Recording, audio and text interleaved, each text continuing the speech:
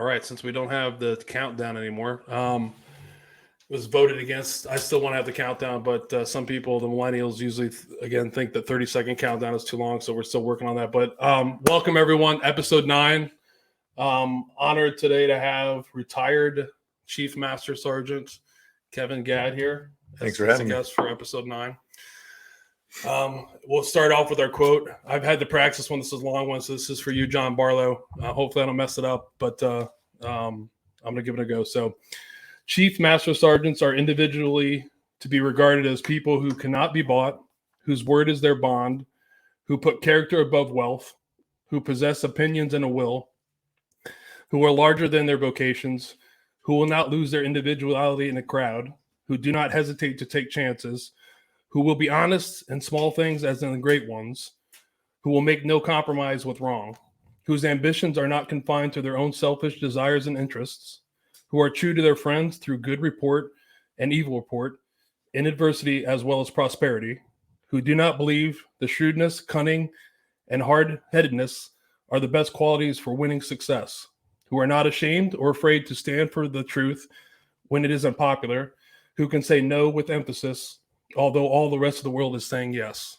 So, boom, that's for you, Stefanico. It's a good. It is a good question. I think you could short it to just be a good dude. Yeah, so we asked before, like, Just be a good dude. I take the quotes pretty seriously, and it's been kind of fun to look at those. And before Kevin and I came live, we talked about that quote. And I tried to find. I can't find where it came from, but he was talking about it. So all the folks that are military folks and not military folks, to become a Chief Master Sergeant in the Air Force, it's kind of a big fucking deal, right? It's a big deal. It's a big deal. It's E9 in any branch, even the Air Force. I mean, Air Force is like step above the Navy. We might as well get it out of the way now. Above it's going to go all night. But no, in all general, that's one of the things that it's one of those traditions. I think I as I was researching, it's big with the Navy. They have a lot of traditions when the Navy's when Navy enlisted folks make E9, and this is one of the things for the Air Force. I didn't know about that. I did try to find a place where, like, it originated from, but I couldn't. But it just appears that they give you a plaque. Everybody has one. Yeah, it's just a very common thing. I don't know who originally wrote it, but again, like I was saying, I've got a plaque that I was given. I got a plaque from the family that has been in my office for a very long time. So it's what's really cool about it is someone told me, and this applies, I think, to all the branches, right? When I made chief, another chief who I was my mentor said, be a chief, not an E9. And I really took that as something very important, because there's a lot of dudes or a lot of people just get the rank and then they just stop. Like, I made it, I'm in. You can't do anything to me, whatever the rank is. And to really be a chief is to follow that. Right. Think about your people, help them, focus on the mission, just be a good dude. And I still think that's important even today.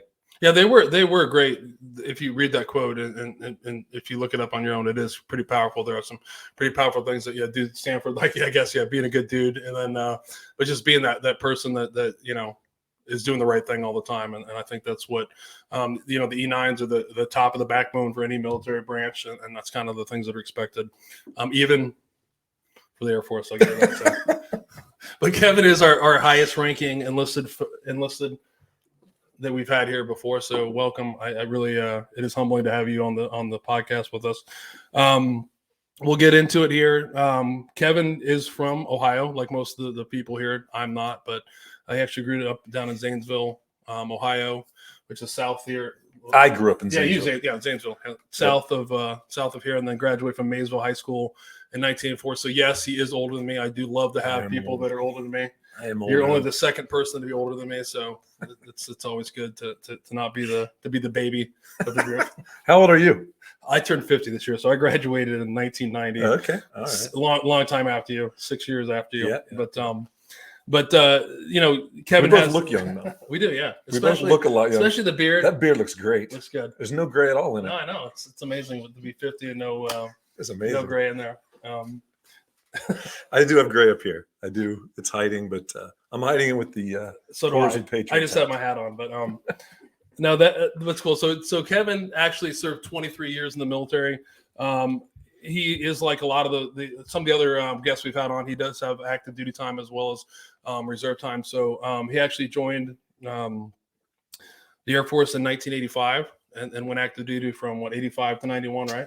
85 to 91. Yeah. Right. So 85 actually, I always ask people the pre-question. We talked before, but one of the questions I had was, did you think about any other MOSs before you chose your MOS that you went with? And you did lay on me that you did have a different MOS. So yeah, actually, I looked at the Marines and I looked at the Air Force, and my dad looked at me and said, seriously? I think you can make it in the Air Force. Go that route. And so I went in as a cop, though. I did. I went in as a guaranteed, it was an 811 XO, I think, back then. So it's like security police? Security police. Right. Yep. I went in as security police. And, I've told this story many times, but in basic training, when they run you through the thing and they're like, are you sure this is what you want to do? And I go, I don't know. I'm just a kid. And they said, your ASVAB scores are pretty high. Are you sure you want to be a cop? And I said, I don't know what my options are. And so they said, we have this other option. It's a new thing. It's computers and stuff. And do you think that would be interesting to you? And I said, oh, that'd be really cool. So I had to pass a little test while I was in basic training. And then basically like 3 days before I got out of basic training, they sent me a little note that said, okay, your AFSC has been switched. You're now 491 X1 or whatever it was. I had no freaking clue what I was going to be. They said, and by the way, you get to go. We got good news and bad news. The good news is you get to go home straight out of basic training because you're going to bypass tech school. The bad news is you're going to Grand Forks, North Dakota, as soon as you get done with that. Right. And so off I went home. And literally, I remember I had no freaking clue what I was going to do. I always tell people, I think I'm just going to be talking to airplanes, man. I don't know. It's communications. I don't know what I'm going to be doing. Right. So he talked about the MOS that he chose. I think we figured out, it's been such a long time, but it was communications operations specialist. Yeah. This is 1985. So for all you new listeners, like it's not the same world in communications we are now. I think like he signed up to, work on mainframes and teletypes and whatever, like rotary, like that time the Army had rotary phones. So not like today where you're signing up for some high tech stuff. It's kind of so one of the questions you did bring it up. So did you not go to technical school because they didn't have one, or? So weirdly, they had one. Story about that, but why did you buy? No idea. I had a dude that graduated basic training like one day behind me, and he ended up going to Grand Forks as well, but he went through a tech school and I went direct duty. I have no idea why. I believe it was on the test I took, I scored pretty high. Right. And so they faultily believed I knew what I was doing. I feel like if you're a communication specialist in 85, you could like pick up a rotary phone, like you know how to dial, like you could. The thing was that you could use I don't even know if pagers were around. They weren't even around in 85. Oh no, hell no. Oh my gosh! I don't even know what communication was going on in it. Well, when you went to the base, it was again, it's very funny. It was almost like a Harry Potter thing. When you went to the base, you walked in, and the director of operations was in this little room, and you went in, and his job was to sort you.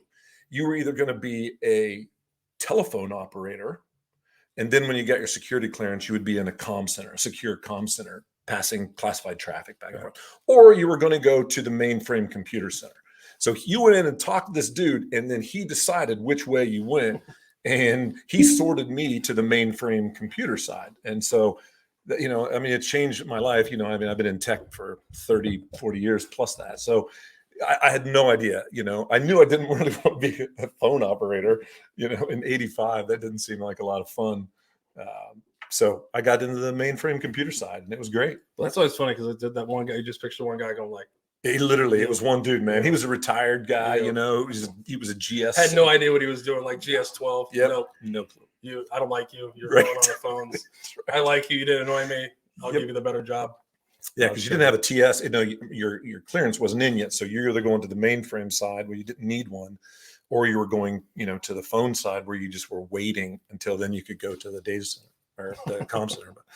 Which is great. Like, so what was great about North Dakota is I've approaching my 50th year on this earth. I've met many people that have been to North Dakota, live in like stationed there, but I've never met anyone.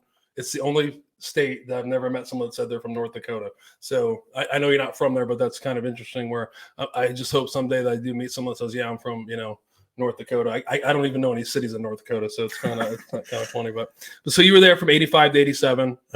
Again, I was probably like 10 years old during that time. So a young guy. And then you got to go head over to Germany, to Buchel Air Force Base, which is actually the largest German Air Force base in Germany.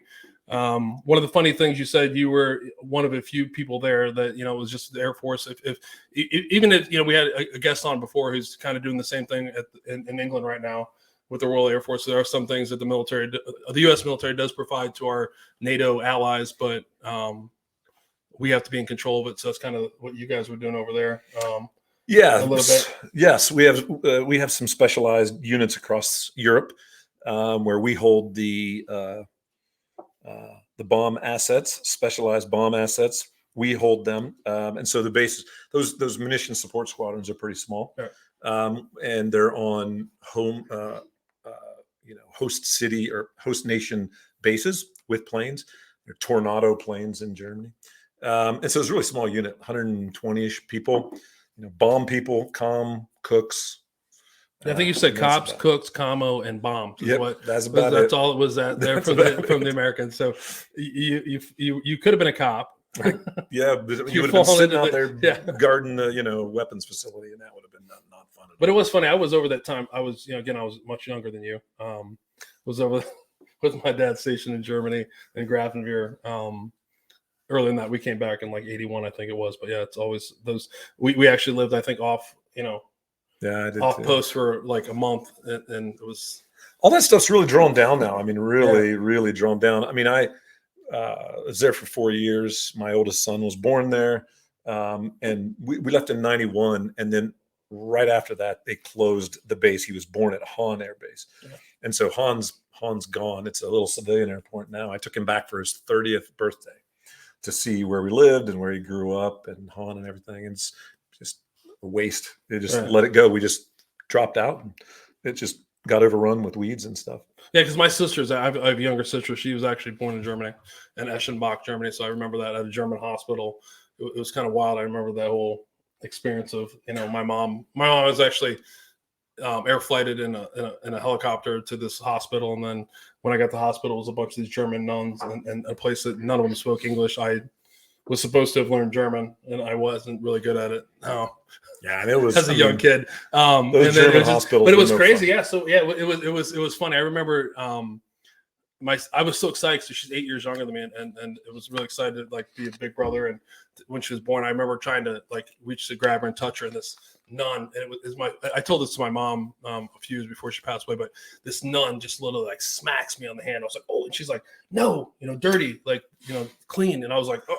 And then I didn't go back. My mom was like, why didn't you want to visit your sister? I was like, I didn't want to tell her this nun hit me. And I mean, but crazy nun. So it was it was so funny. Nuns. Yeah, the crazy nun, but it was great. It's fun. Yeah, I was, I worked for another German company. I got to go back there, and it was fun to go. I did actually go see where my sister was born. And it is right. It was in those time when you were over there, when I was growing up and my dad was there, the U.S. presence was huge. And then to go back and it's just eroded away. Eroded isn't a good word, but it's times have changed. A lot of places have. We gave the facilities just back, and I don't think Germany really wanted to do anything with them. So I mean, I know I spent a lot of time at Spangdahlem and Bitburg, another couple bases, and they were very close. And Bitburg is gone too. Yeah, and Spang is still alive, but it was fun. I went back a couple times over the past. Last time I was there 5 years ago, maybe, and I got to go on the base. I got my retiree card, so they just let me ride on the German base. Let me just walk around. I was just walking around. Those days are gone now in the States here. Yeah, I was like, well, just hanging out. And nobody asked me any questions at all. Okay, cool. It was fun. I do. Germany always has a special place, Mark. That like I said, that was the first overseas tours. With the family my dad did was awesome, and my mom loved it. Brought back all the classic. German stuff, the Schrank, the cuckoo clock, the pottery, the Hummels, all those things. We still have them. My dad is moving, so if you guys are interested in Hummels from the 80s, get a hold of me. I might be able to link you up and cut you a video with my dad. That stuff. Remember back then the Hummels where it was 100%. A big deal, all that stuff. It was crazy, and that was before Amazon and all these crazy things. And my stepmom collected hundreds of those things. Yeah, it was nuts. And when she came to Germany to see us, she bought more. They were fresher. than buying them here. It's funny because I think that everybody that served there, or you were dependent there, you feel the same way. Like my aunt was here a couple weeks ago, and she was like, "Do you guys still have the cuckoo clock up?" And I was like, "No, we have it in storage." And she's like, "You don't even have it up? That was my inheritance." Yeah. And it actually was my mom gave my grandmother this cuckoo clock from Germany, an authentic cuckoo clock in like 80s. And that's what my grandmother gave my aunt when she passed away. And then she's just like, I have no use for this thing, so take it. And we actually had it for a long time. And if you've not had a cuckoo clock in your house, don't do it. It's cool for about the first couple years, but it's annoying as hell. I lost it in the divorce. Or I gave it away. Or the grandfather clock. My dad still has a grandfather. I couldn't afford a grandfather clock. Yeah, my dad has a grandfather clock still. It's pretty cool. I will say it's the same type. You were. My dad was over there. I think my dad was. I can't remember. I think my dad will correct me, but I think my dad was maybe E5 or E6 at the time. So yeah, but I've been one Hummel. Yeah, the Hummel. Yeah. I think I have one Hummel. I think I have one Hummel in my house. And like I say, I lost the cuckoo clock in the divorce. I've got a couple other knickknacks that I saved over through the years, but yeah, I would love to go back. That's definitely on my list to go back and take my wife and my younger kids, to go and see that stuff. It's freaking awesome. Yeah, it's funny because my mom passed away about 11 years ago, so it's funny. But she actually asked for her ashes to be spread in a couple places, and one of them was Germany. And it's an interesting story. I tried to do that. It's not as easy as you think legally doing that. So I still have my mom's ashes upstairs. They're supposed to be in Germany. I would love to take my sister back. She hasn't been back there. It's great that you got to take your older son back there. But where my sister's been born, that's kind of that'd be awesome. The cool family trip to go back, because Germany is pretty cool. So favorite German food?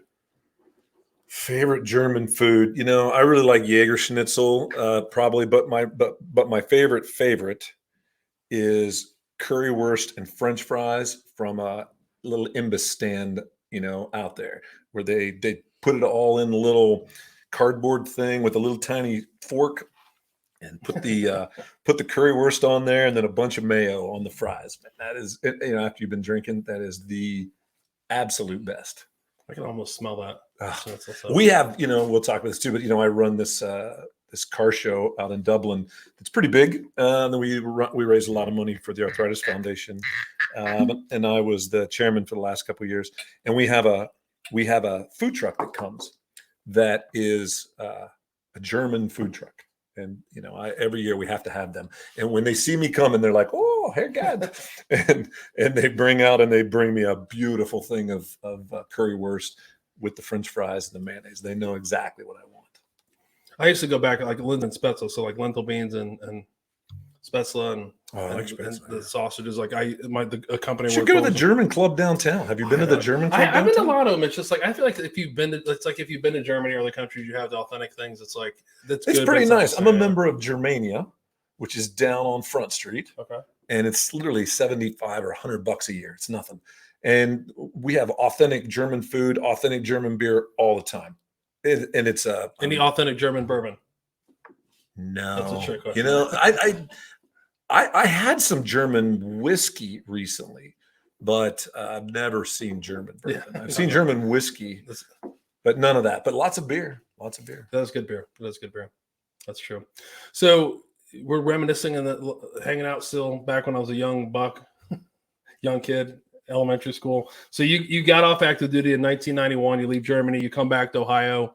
You decide, like many of our guests, to give it a shot at the Ohio State University. Yep. Can't figure out why you guys keep going there. I mean, come on. There's other universities. Everybody, come on. Now, so and of all things, he was touched by the meals, the people. You initially decided to major in German. Yeah. Right. So I got a minor in international business because I thought, I'll just get to work at an American company that has an office in Germany. Let's do that. That would be great. Yeah. It didn't work out. I ended up going back into IT, back into. But yeah, you did talk about. You said that at the time you thought, your degree, you're trying to work to an MBA, and that was kind of just the way to get a degree. I think a lot of people, especially you've talked to a lot of like officers in any branch. Their initial degree is kind of just the stepping stone to get to the next part of their career. Yep. I'm a criminal justice major. Very nice. At the time, I was wanting to get commissioned or become a cop, and then you quickly realize if you don't do that, you better do something else. So I was on the same boat as you. Get an MBA, get into business, do something different. So I mean, it was to me, it was a phenomenal choice. I mean, I love Germany. I wanted to learn the language. Literally, as soon as I graduated in '94, our unit down at Rickenbacker got deployed to southern France to support the no-fly zone in Bosnia. So I knew it was coming, and so my last it was quarters back then. So my last quarter at Ohio State, I took French 101. And my oldest son was in Eco Kenwood, so it was a completely French school here in town. And so I took that, learned just enough to survive, and then got deployed to France immediately after I graduated for around 3-4 weeks. And so I could, say a few words as I was working my way through, and then I got to go to Germany. I got to drive up to Germany, and I went back to where I had lived. And I remember driving down the road. And the old woman that lived in the house next to us was walking along this. I lived in this little tiny village, and I just putting along beside her, and I started speaking German to her because I just got done with my German degree, and she was like, "What the hell?" Finally, she probably said that in German. What the hell? And so then I went and talked to her for an hour or two, just speaking in German. So it ended up working out pretty cool, at the time, and it was very fun to be fluent. Of course, that was a long time ago. Yeah, as long as now you can order the food and beer. Yeah, my fluency has disappeared. Get some transportation. All you need now. I went over there last time, and I practiced up, and I got quite a bit of my language abilities back. And then I realized Google Translate will do everything for you. or if you go to Germany, I don't even need any of this. I could just hold it over menus, and I was trying to be impressive, and they're like, I don't understand. Or if you go to Germany, most people speak English because they have to learn that. So, right. And like my wife went over when the company that was my previous company traveled, and that's why I kept telling her, if you get bound up, like just find some young kid who's like 16 and talk to them in English, and they understand English. And we got separated. She was looking for a bathroom, and she's coming up and she's trying to say, the German word, and she's like, and finally I was like, we're looking for the bathroom. The guy's like, oh yeah, it's right over there. And they knew it all the time. I think they're messing with exactly. them. Like my old boss was funny. He was Julian. I don't remember how old he was at the time, but I'd always ask him like German words. Like I remember the German language. I think when I was younger, it's like a natural language. I remember it being spoke all the time around me. I don't, I can understand some words, but it was always it's not a pretty language. No, but I think it's a comforting language. Like I've been to a lot of countries. Like if you have the TV on and in German is playing, it feels normal because I think when I was younger, it's something that your ears are natural to hear. But I'd always ask him with these words, and I asked him the word envelope, which is like I think Briefumschlag or something like that. Oh, that's pretty. I think I got it now because he had me say it about 15 times, and the whole time he was hysterical laughing, and I was just like, "Hey, Julian, like you're not supposed to laugh at your students." He's like, "I'm not a student. I'm like a 15-year-old kid making fun of you." He's like, "You sound ridiculous saying that." I was like, and in perfect English, I'm like, "Why am I even saying it in German?" But it was always fun to do that. I mean, the German people are, it's an amazing culture. It was awesome. So what do you want to drink here? Is it time for us to drink one of these fun bottles in front of us, or are we on a time zone? Are you ready for another one already? You're way ahead of me. Grab one of this first. We're not ready for the. Okay. Are you ready for the break? He's ready for the break. I mean, he's taking control. Look at this chief taking control. Look at that. We'll let him. Let me finish mine. That's right. We don't have to. If you just. No, we're moving along. It's like a weird time. There's no time. I just thought I had to pour what you had. Is what I was. Why I was asking. We're not that strict. Very cool. Very cool. Well, we get started. We're into it. We're close to are we ready for our first whiskey break? Let's do it. Kevin's ready. We'll do it. So. Kevin brought us, I posted this earlier already, but this is the Blackened X Willet bottle that Kevin brought with us. And this is a collaboration between Willet and Blackened. So yeah, for those folks that know Willet is actually located in Bardstown, Kentucky. It was actually founded in 1936. It's one of the America's oldest, still independent, family-owned operating distilleries in the United States. It was bought in 1984 by Evan Colson and his wife, and they changed actually the name to this Kentucky Bourbon Distillers, KBD, which a lot of people don't know about that. They specialize in a lot of handcrafted small batch and single barrel rail selections. You might know them as like Johnny Drum, Noah's Mill, Rowan's Creek, Willet Pot Still. If all you guys gals drink bourbon, it's that really cool looking bottle, really cool. And then of course some of their most coveted products are the Willett family estate stuff, which is crazy. Yeah, which is crazy and can go for a lot of money. And then Blackened, of course, is actually a different company. So this is a collaboration, like we talked about. Blackened made its debut back in 2018, and if you don't know, was actually backed by the group Metallica. Yeah. So it's a Metallica brand, huh? Right. Yeah. So they came, and what's one of the premises originally by Blackened is, the whiskey, it goes what they call through the black noise sonic enhancement process, which is basically they blast it with Metallica music with the understanding that, or with the belief that it causes more interaction between the barrel and the whiskey. Those vibrations cause it to interact quicker. In 2021, last year, they actually started introduced their Masters of Whiskey series, which their first one was with Willett. So that we talked about that. So the Master Distiller Willett and then the Master Blender with Blackened came together and chose two mash bills. One is a high rye wheated mash bill, and one is a low rye wheated mash bill from Willett. Those are averaged to be about 6.5 years. They then took those and put them in Madeira cask for another 2 months, and again blasted them with more Metallica. To again cause that interaction between the barrel. So the Willett, the bottle we're drinking right now is a straight rye. It's 109.6 proof. About, like I said, about 6.5 years old. And although we talked about the mash bill, they won't specifically say what the percentage of the mash bills are. So this is my first time having Blackened. We could pass around to the guys if they want to try that. So a little bit more about this that's not on the cue cards. Initially, it's not a cue card, it's a book. It's well, they love the cue card. Blackened. So someone asked, what makes it Blackened? So Blackened is a very popular Metallica song. So they do a lot of stuff with Blackened. They use the phrase in a lot of their other songs, and so that's what they chose. Another thing about this is this doesn't say it, but if you get a regular Blackened or a cask strength Blackened, it'll have a number up here on the top. And that is the playlist. So you can go to the website and you can find the exact playlist that was slammed into this bottle of whiskey. This one doesn't have it. I don't see the playlist number on here, but if you go out to blackenedwhiskey.com. I feel like I should be, Alexa, play Metallica. We do like Metallica. Shuffling songs by Metallica on Amazon. It's going to start with Sandman, of course. Oh no! I feel like this is a good vibe. We can stop it's it. But not starting. This is which is interesting. Like we started talking about this. It's actually really good, but it's one of those things we talked about. It's really good. Someone's asking how long it's aged. So the two blends from Alexa, stop. The two blends from Willett are averaged to be about 6.5 years old, and then, like I said, they're actually put and aged again for another 2 months in a finished barrel. So, under 7 years is the total thing. And I think there are barrel strengths. So I'm not exactly. I do have a cask strength. I don't know if this one is, but they do have them. But this one is cask strength as well. Yeah. The one we have is cool. So so that is barrel strength, cask strength. So it is interesting. It's one of those things. It's not, Metallica's not the first one to do it. I think there's a company in New York or something that did the same thing where they thought about, blasting with music and it's kitschy like Ocean. Yeah.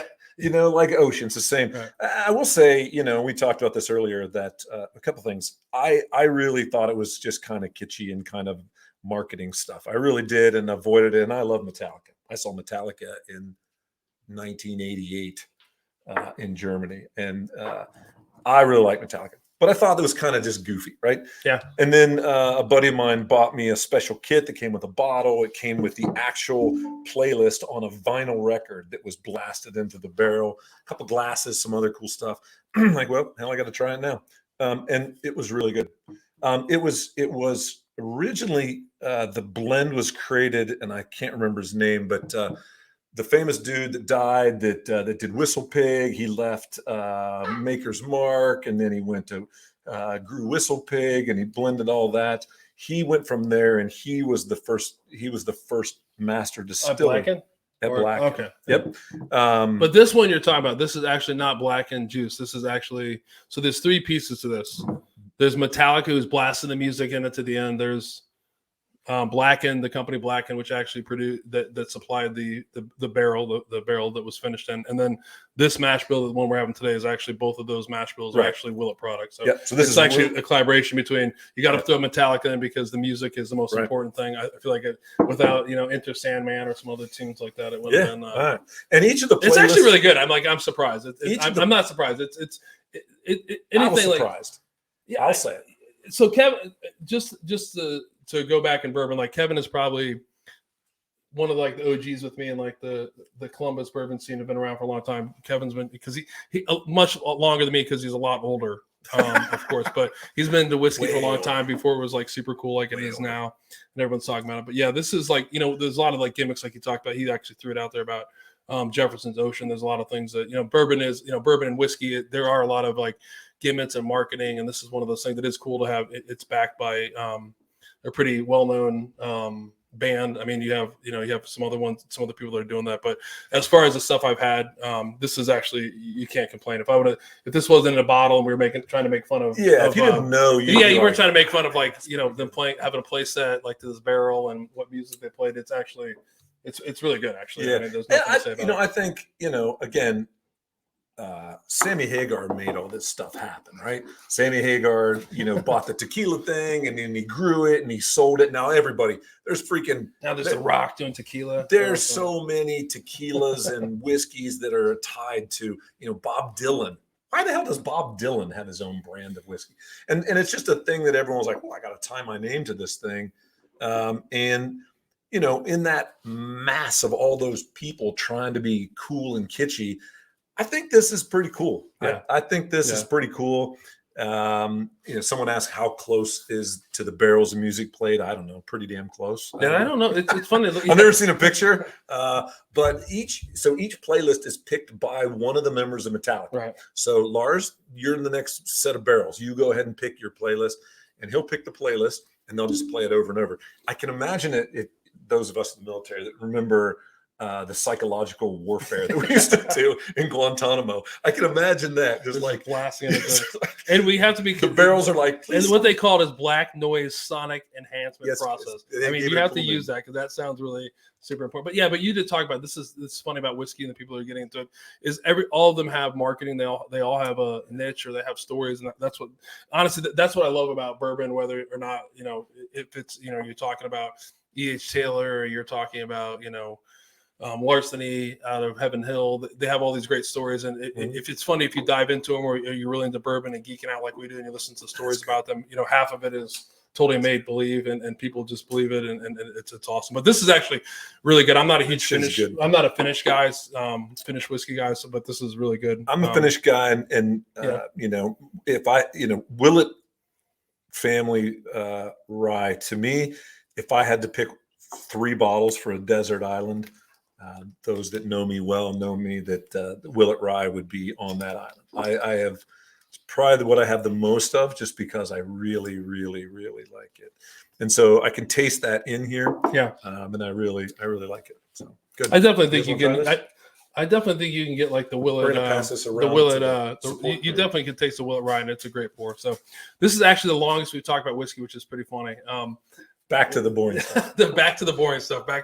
Now we're gonna bore you with Kevin stuff. No, I'm joking. No, but it's great. I mean, it's funny because it's fun to have somebody like you that's been into whiskey as long as I have, and it's not the people that I've been on before. I don't know if they have been into as long as we have, and it's also it's fun to have that passion and share that.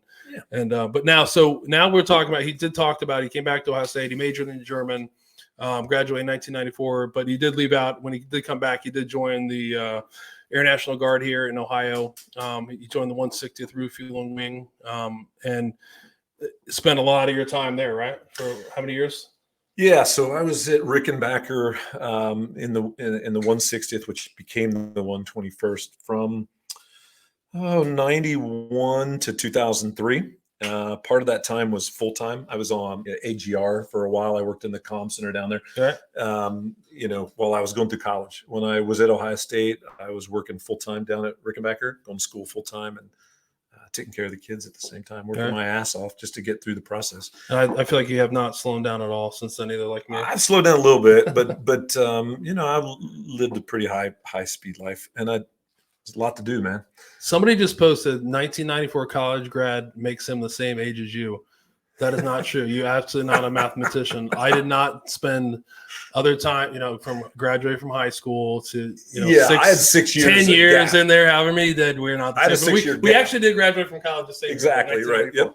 And so that's a different route. It's the same. It was weird, right? Same thing. I talked to somebody the other day about that. You know, I mean, I started college. You know, I'd been out of high school for 6 years when I went to Ohio State. I had a family. Yeah. I was, you know, older. I wouldn't say I was a lot more mature, but I was probably a little more mature than most people. It was a weird experience, man. Yeah. You know, and I really, you know, I'm glad I did it. I'm glad I joined the Air Force and got the experiences I did, and, you know, had a lot more, I don't know, life experience than most of the kids I was in class with, for sure. Yeah. I don't think it's any different than a lot of people that do it now. It's the same thing. People that come back and they go join the military, they come back and they're a little bit out of touch or a little bit different, but it understands me. It's a great thing. I mean, and we all, and to talk to people here, and if you have young people in your family, it's a great option. I mean, join the military, enlisting. I would definitely not recommend the Air Force. That's just me personally, but no, I actually would, because it's all the jealousy in me. It's a great thing. I mean, especially we are critical of some things within the VA. You and I had a conversation yesterday. One of the things I'm not critical about is the VA educational system.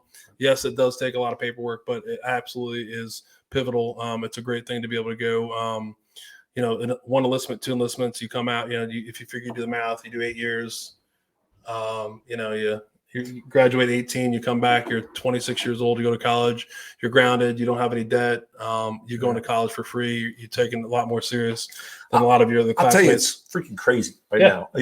So when I went through, I was basically the last basic training flight that went through with a program called VEEP. So I was pre-Montgomery GI Bill. So the people right behind me in basic got Montgomery, the early Montgomery. Proves how GI old you are. I just had Montgomery GI Bill. Yeah, so. You were right behind me. So it was 8 to 1. Not right behind you, way behind. 8 to 1, whatever. Right. So I got 2 to 1. So we had to put in $2,700, and and then they gave us whatever 2 times. Yeah, I forgot about that. Yeah, the initial, like, that was the funny thing. Like, and what was crazy is I think some people didn't do it. If you go back in the day, like, I almost didn't. There were some people who were like.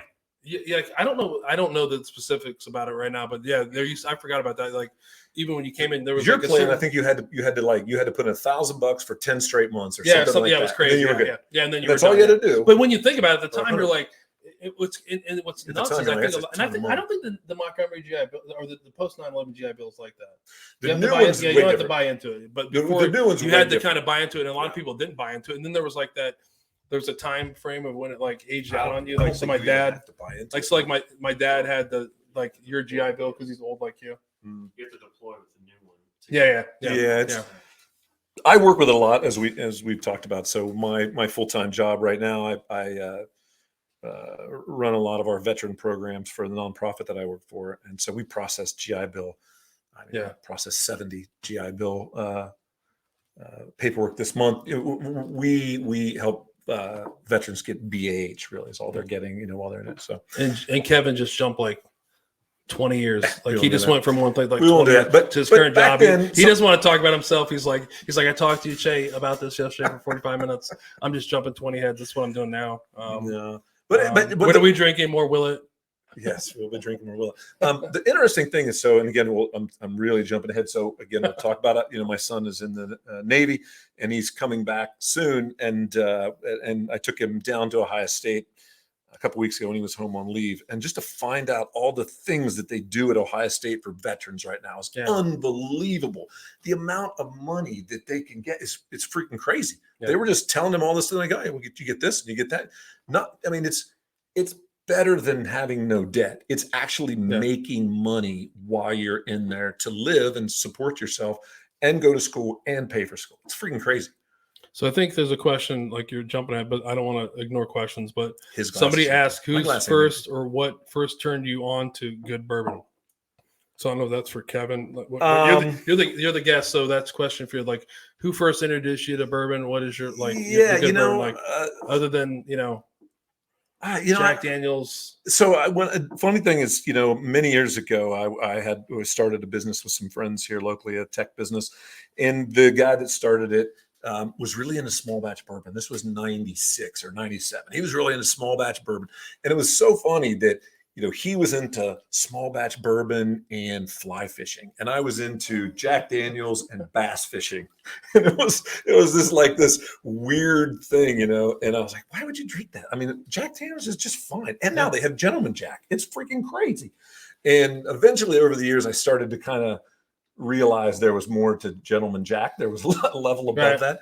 And then my best friend, John Kelly, who many of you know or have seen, he's a whiskey sommelier, and over the years, he and I have done a lot of whiskey tours. We've been to Ireland. We've been all over the United States, and I just really started learning more about it. And I enjoyed the science. I enjoyed the taste, but I really enjoyed the level of complexity that really is in whiskey. And I think that most people don't get to that level. They're just like, it tastes good, and I get a buzz, and that's where I was, 30 years ago. Right. I really enjoyed learning about how different each of these things are, and seeing the distilleries, and talking to the people that work there. So and we're in a good spot in Ohio. So we're like 4 hours away from the Mecca of bourbon, Bardstown in Kentucky. We're super close, and it is fun to be at. It is interesting. I think one of the things I would say with that question, just answer for my part, is like I always was drinking whiskey. Like initially it was like cheap whiskey to get hammered, and it was cheap and you get hammered fast. It was a great, you didn't feel as bad if you drank, half a bottle of whiskey, and then 12 beers. Jack gave me a little bit less of a hangover, is what I found. Yeah, but I found what changed with bourbon is when you start connecting with other people that are into bourbon, and you get to share different things, and you get to share their experiences and what they like. And I think that's what says. And Kevin's part of a group here in Ohio that's been around for a long time, and it's a type of group where if you want something, you can put the feelers out and you can get it. So I think that's one of the things too, is the bourbon community should be tight. It's not tight all the time, but it should be a tight place where you're able to do stuff and taste those things. And I think that's what's great about it. And you said before, like, I'm a huge bourbon nerd. It got me into science. It got me into all the things I didn't like, when I was growing up. And it's like, when you start thinking about it, it's like really cool. It's like, there's something I like. There's a science to it. You start to learn it. You're like, that's cool. Every single bottle is done a different way. Everything is different. And there's so much to learn in all of it. And we'll put a plug in here for Pours with Patriots, because, it really, I dig it. And I'm thankful that you have done this, that you've started this, and that you're growing it, because, it's a couple things that I really dig. I dig hanging out and supporting veterans, and I dig whiskey. And so you get to do both of them at the same time, wear cool hats. Got a lot of good material coming out. And we have a good announcement at the end of the show about what's going on. But it is, I appreciate that. It is one of those things that's been fun to, awesome. This is interesting, because what I'm, one of the regulars here that's been helping me along the way, he makes fun of me. He's an enlisted guy. I'm an officer, former officer. So he makes fun that we're always controlled. So there's like, it's funny that the episode is taking its own,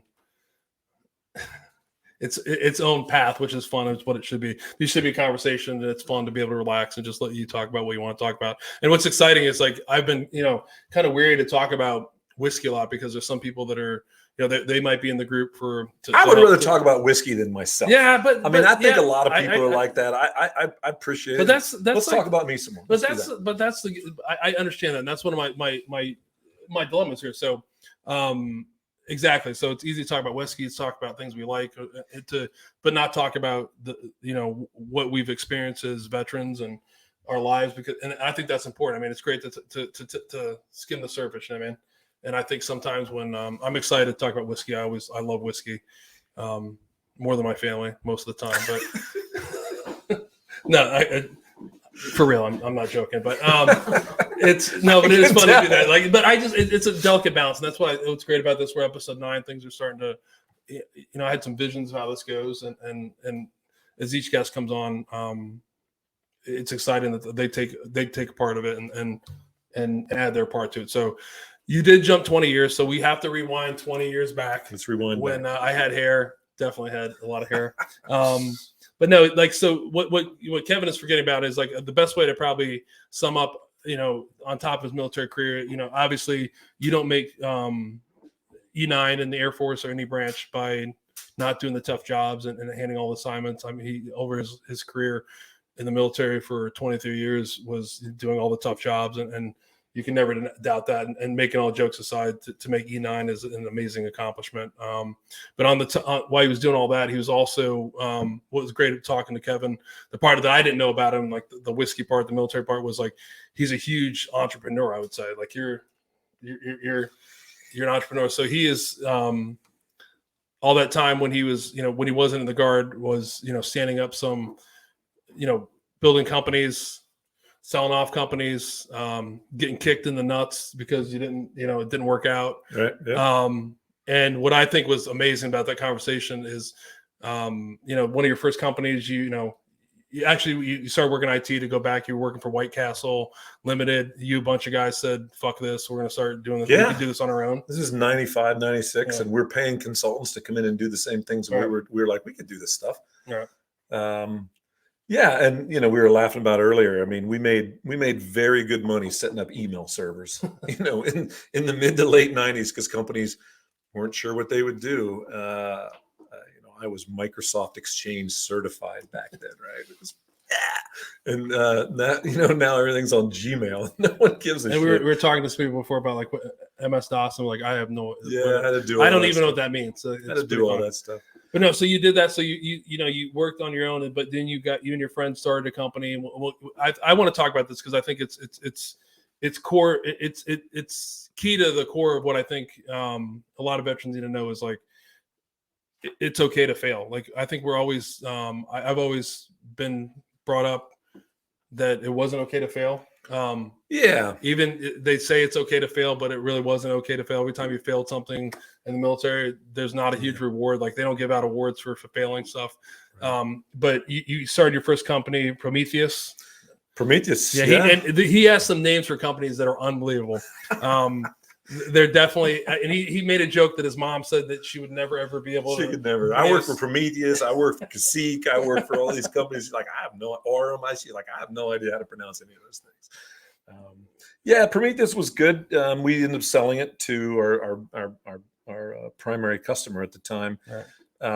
And then a small group of us founded another company in the 99 zone.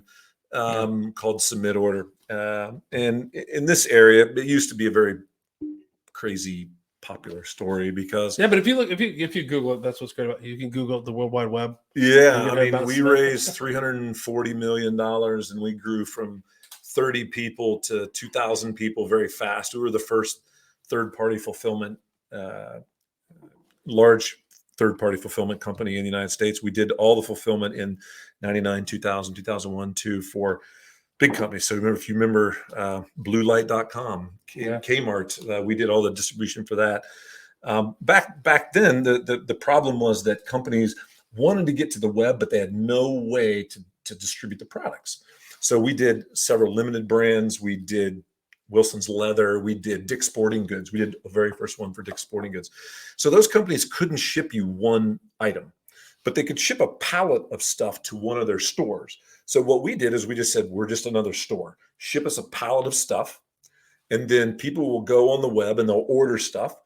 We will get the order here. We will distribute that information to our customer service centers. If you call, because people would call, they were like, I don't believe that my order worked.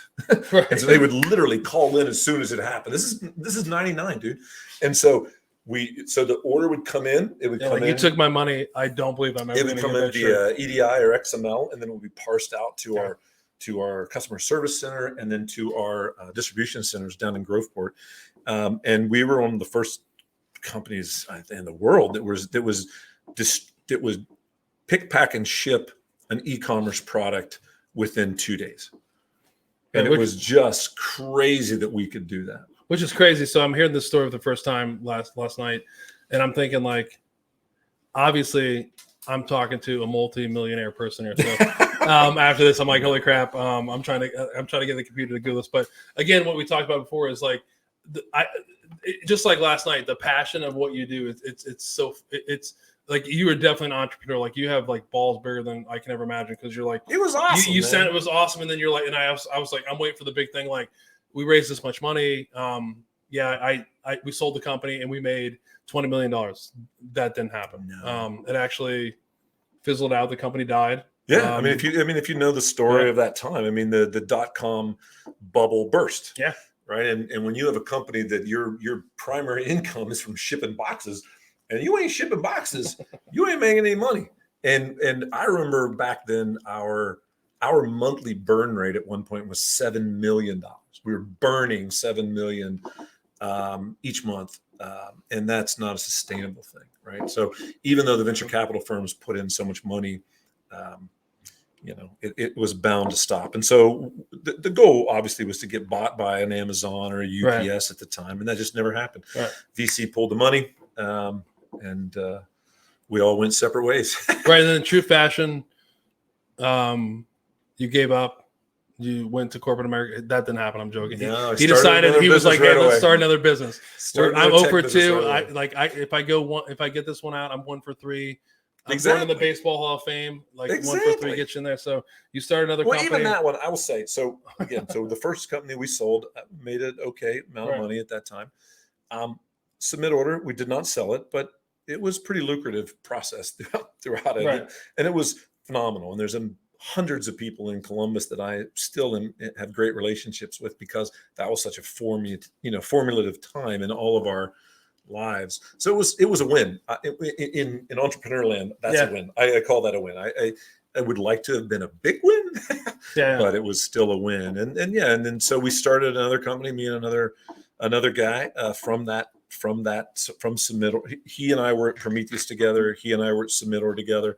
I feel like he's rattling his glass over the empty. And then he and I started an IT outsourcing business. So again, a little bit ahead of our time, where we realized small to mid-sized companies really couldn't afford your own IT guy. Right? We were talking about that earlier, right? We really couldn't afford your own IT guy. This was 2003. So we created a company and we managed IT services for these small to mid-sized companies here in Columbus. It was a tough business, very tough business. I would call that a loss. Things didn't go super great during that one, but again, a lot of great experiences. And we ended up sort of selling it and getting out of it. Bad things happened at the end. Yeah. I kind of bailed on that. So it wasn't exactly what we had hoped. Met a lot of great people. Had a lot of great experiences. I'm a super optimistic guy. So that's the crazy thing, because I at this point I would be totally not optimistic. Where's the shot? I don't claim myself to be an optimistic guy, but no, but it's what I said before. Is like it was like yesterday. When we talked, it was funny. Like there's a large part that I knew about you, and then there was a part I didn't know. And the entrepreneurship thing was like crazy. I'm like, when you were telling me this stuff, like everything was just like today right now, it's so positive. And I think that's key. I mean, if you want to do something, I mean, there's been a ton of people that have been successful in business and they've failed a ton of times. I mean, and honestly, like there's a lot of ideas. I've had this idea. I probably took way too long to do this because I was honestly, if you're being honest, I was afraid to fail or like it wasn't going to work or whatever. And that's, man. No, it's true. Yeah. I mean, it's easy. Go full speed. I tell you, so, we'll fast forward a few years because we're moving along here. He likes to fast forward fast. But I'll say the fast forward, like the victory from all those win, loss, or tie, because I would call Submitor a tie. So there are tons of people in this town that I have helped raise money for their startups because of the experiences I had for that 10 or 12 year period. Because after that incident, I did a couple other mind-numbing things. Yeah. And then I became the commercialization director at a place called Tech Columbus here in town. It's now called Rev 1. And it was right when Rev One got our first big batch of money. The state put a bunch of money together, Third Frontier program, and it was like $180 million. And so they split the state up into 5 regions and gave us a ton of money. So we had this $25 million fund or something. So I was hired to come in to work with the IT companies in the region. So 15 county region, $25 million fund. I'm responsible for finding, funding, coaching, mentoring, and incubating any IT companies in the region. So software, hardware, and websites. So they would come to us begging for money. We had the money.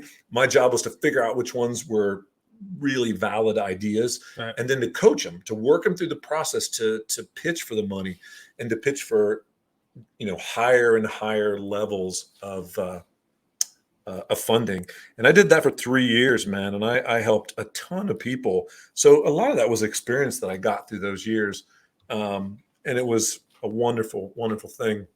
Well, I think it's funny that all those things you're doing it kind of ties into probably at the same time of what you were doing in the Air Force as a senior enlisted guy. And I was doing all this. I just love this. I love this whole, like, I'm seeing, I guess, as a ex-military guy, I hope everybody else is seeing, but like, he has a military job. He's doing all this kind of stuff. He's taking care of people. And then on the outside, he still has this drive to take care of people. If you talk about, we'll continue to talk about Kevin moving forward about some other jobs he has, but it is funny to hear that passion. It's funny that I was working a lot of hours, but I think it was a passion though. You're wanting to help people. You're wanting to like, awesome. Yeah. I mean, I think it had to be feel good to like, you're making money also, but you're also like, you're helping somebody else. I mean, I think that was always it was really, really great. And then I left that, raised $1 million from a venture capital fund here in town and started an entrepreneurship company, and helped even more people, through this company focused on entrepreneurship at colleges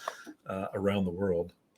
Yeah. So he's kind of like playing it off a little bit. So I'll take it from there. So he actually started working for a company, and you actually work for a entrepreneurship college in Saudi Arabia, right? I did that toward the end. So that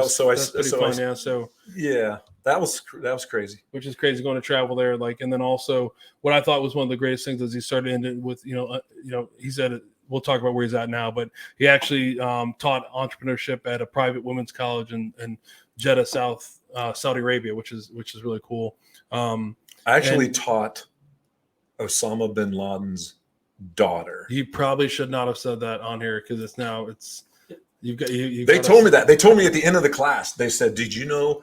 And I saw her name on the roster, and I was like, "There's no way. There's bin Ladens everywhere." How many bin Ladens are? This is the same thing as Smith. That's right, Miller. It's the same thing. It's all but then they told me at the end, right? That's what I thought. Shane Miller, Osama bin Laden. But when you see that on your roster of students, you're like, bin Laden. I'm in Saudi Arabia. That's weird. That's so weird. Yeah, but this is 4 years ago. So one of our mutual friends is actually in Jeddah now, right? And he just posted a video on Facebook. It's crazy, yeah. And you commented about what was happening, 4 years later with women, and what you're seeing in Jeddah was not something you saw, 4 years ago. And I think that's the same thing. Like I'm an Afghani vet, so talking about like, what that drew to me was like when with the Afghani war ending the way it did, I was always the things I was most proud of, and the way that made me feel good is the things that we did to better people's lives, especially women and children, and like to think that like everything we did over all these years are going to like digress. So that was a great story to hear you talking about that. It's the exact opposite. Like Saudi Arabia, actually, like if you go back 4 years ago, these women weren't able to do these things, and now to see this video, you were super excited about it. It's amazing. Yeah. I mean, when teaching in the Middle East, like people don't know, teaching women entrepreneurship in the Middle East is kind of a crazy. I mean, I tell you, of all the things that I've done in my life, that ranks probably in the top two. Yeah. Because it was just so crazy, man. I mean, so crazy. It was a women's college, so it was like all women, right. And I had to be escorted everywhere. What we did is, because I had a company that built entrepreneurship curriculum, and I started it at Ohio State. So I was teaching entrepreneurship at Ohio State, and it's Columbus College of Art and Design. So we're building it there. We built out this thing, and then we took it we opened it up to a lot of other colleges. So we had like 40 colleges around the United States and some in Canada using our platform to teach entrepreneurship. So when we got this opportunity to go to Saudi, they said, look, the classes have to be in a 10-day window because I don't want to go to Saudi for a whole semester. So what they did was they built these time periods in between classes. So like in spring break. So a student would do a semester, and then at spring break, they would just stay there. And then I would come in and we would teach for 10 days straight, every day, 8 hours a day. And then they would go back to the rest of the semester. Yeah. And so they would wedge those in during breaks and during those times that they weren't taking other classes. And so it was every day, all day with these students. And it was at a time when women were just getting rights over there. Okay. Literally, while I was there, was the first time that a woman could go to a soccer match. And it was the first time they had a concert on the beach. And it was so crazy. And I mean, so crazy doesn't even Yeah, it's not even big enough. It's hard. I mean, like, it's not even big enough. We've taken a stance here not to get political on things here in the United States and talk about it, but it's definitely like, Yeah. you know, They were I very think it's funny, thankful for what we did. And that's one thing is like, there's so many things you go and, So and like, amazing. you know, whether you're in the military or you've been able to go work in these other countries to be able to improve the situation always makes you feel good. You know, that's one of my demons, I think, for me personally, is all the advancements that I feel like we help make in a country, whether you agree with it or not. I don't give a shit, but we made a lot of people's lives better. And it just pains me to think that it goes back to the way it was, which wasn't right. Absolutely wasn't right. So what am I drinking here? You're drinking right now. It's not one of our features. He likes to go into the feature stuff. I think he's ready to go. I just want to know what He's I'm drinking. just having some Boone County rye. We're almost ready.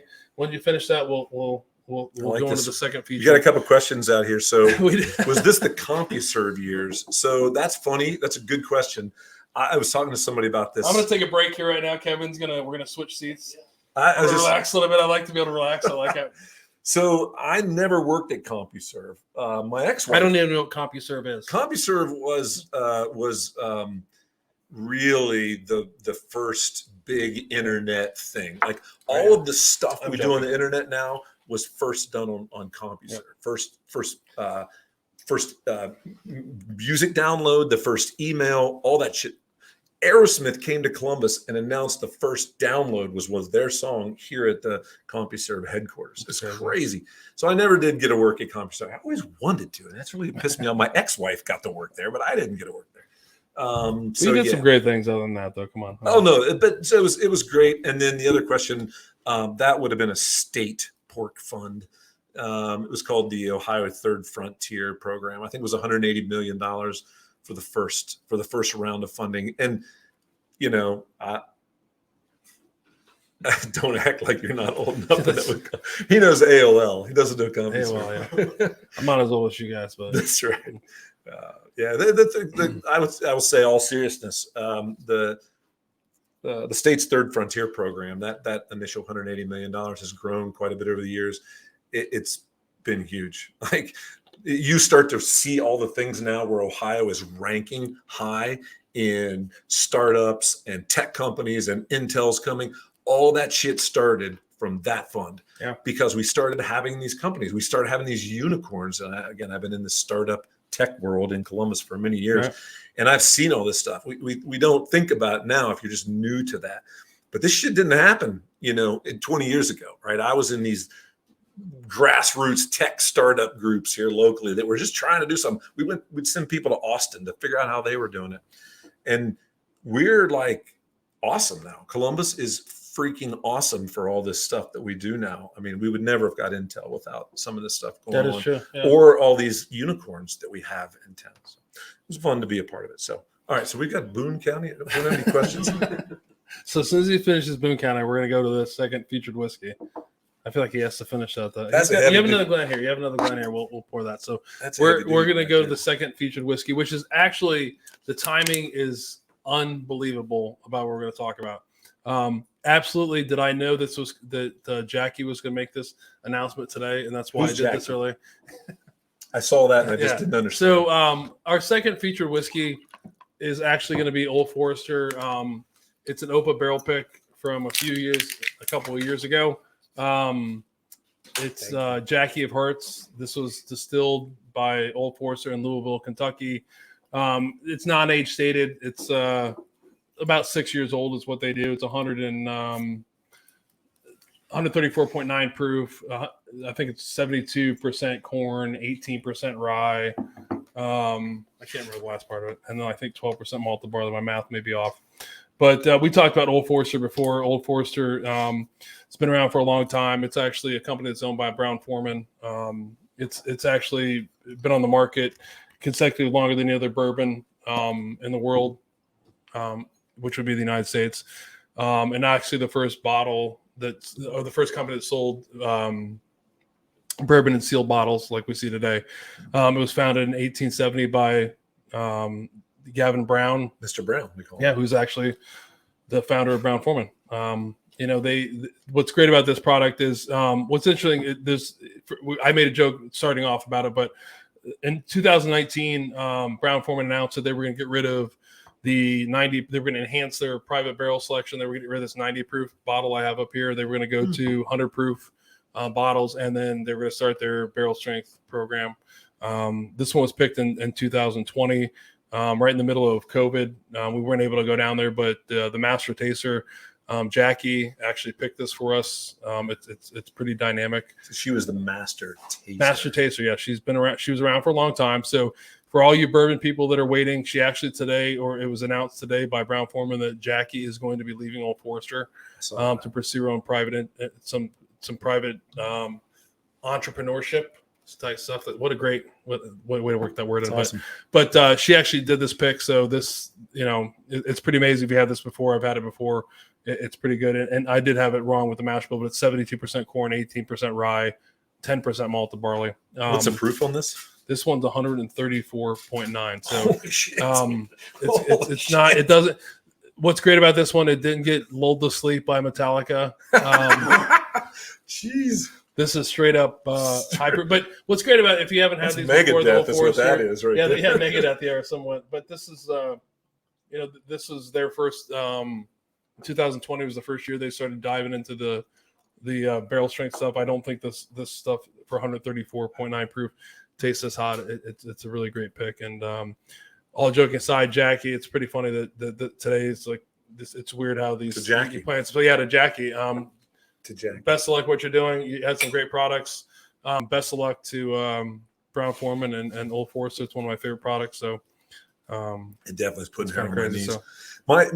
So what is your favorite Old Forester version, or whatever you call it? Model. Your model. Because I like Statesman. Statesman is so my favorite. you're going to the Distiller series. So you're talking about the Distiller series, which they have. All the shit they put out. But I love that Kevin is like he loves the hype, man. He loves Statesman.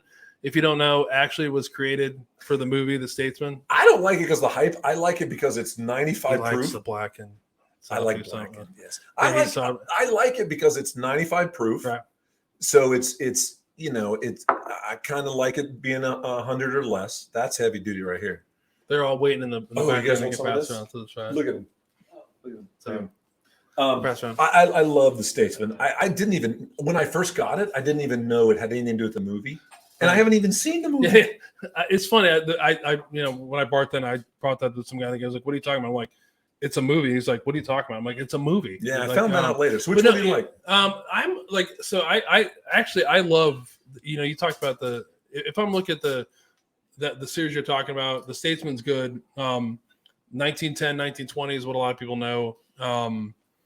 I actually I love the taste of 1910, but I love the nose of 1920. So like there's a joke among bourbon people. So we made a label that's actually 1915, which is like a blend of them, which is great, which I really like. But I generally like where I'm at now. It's like I'm a high proofer guy, and I like private barrel stuff. So any of the stuff like the 90 proofs, if I can still get your hands on these, if you guys find these anywhere, you grab them up. They're great for the price. The new 100 proofs are pretty amazing. I'm not a huge. What's funny is most people that are listening. I don't know.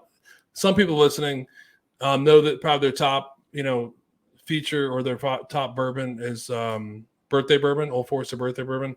I absolutely am not a fan. I've been fortunate to have all these years, and there's something about it I don't like. It's okay. Yeah, it's crazy, but that's their top brand if you look at it. I'm not a fan. So I would go after. I go after the 90 proof picks and the 100 proof picks, and the new barrel strength picks. You can't go wrong. All of them are good. I mean, if I were to grab it between 19 that series you talked about, because you're going to taste it more than you're going to smell it. 1910 is where I go. What's the proof on that? I can't remember. The 1910 is a lower proof, actually. I can't remember off the top of my head on that one, but it is a lower proof of the 1920 if I remember. So, Old Birthday Bourbon is the shit. But still, it's up there. That's for some people. It is. I mean, like I personally, like somebody just posted that, like birthday bourbon is not, but birthday bourbon is not my thing. It's a cool bottle. This got great nose. This is really good. This is a great pick, and good luck, Jackie. So that was bourbon break number 2. You talked about now. So you talked about your last job. You retired. What you forgot to mention is that in that whole time you retired in 2008, which was a long time ago. Again, how old he is again? That's 89. And he was doing all this kind of stuff. So now you're working for a company, Patriot now, which is a nonprofit from Seattle. And what I thought was great about the story is you're actually doing apprenticeships, not for like plumbers or electricians, but actually for tech people. Which was pretty cool. And using the GI Bill and it's another startup. I got involved with another startup. Imagine that. I think I was a 6th or 7th employee there. The Department of Labor said, look, we've got a lot of open tech jobs across the United States, and we don't have enough, like 4-year degree programs they're not going to cover it. We're not going to have enough humans to fill all the jobs that are open. What should we do? And they said, look, we've got this program of apprenticeship. That's how we make plumbers and carpenters and electricians. It seems to work. We've been doing it for 100 years. Why don't we do that with tech jobs? We can teach tech jobs. And so they put out an RFP. This nonprofit in Seattle got the contract to do it. And then we got some funding from JP Morgan Chase. And what came with it was, because they wanted to see it expanded as well, what came with that was, hey, get somebody in Columbus, because we have a pretty big presence of tech jobs here in Columbus, Ohio. Right. And in that process, they found me. I literally just finished teaching in Saudi Arabia. I finished in April and started this job in May 15th. So I've been a little over 4 years, and help. Our focus is on veterans, people of color, and women. So folks that just have a tough time getting into tech jobs, like you want to get in a tech job. And I liken this to me. I work with a lot of people that are just like me in 94.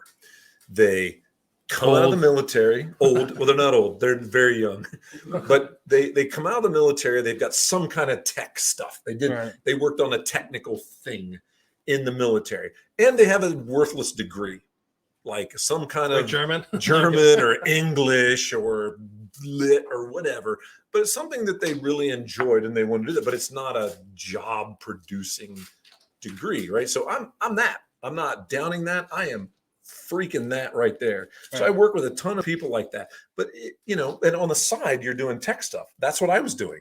I bought a freaking computer in 93 or 4 and paid way too much for it and just tore it apart and got on bulletin boards and did all this stuff just to prove that I could do it and learn about it.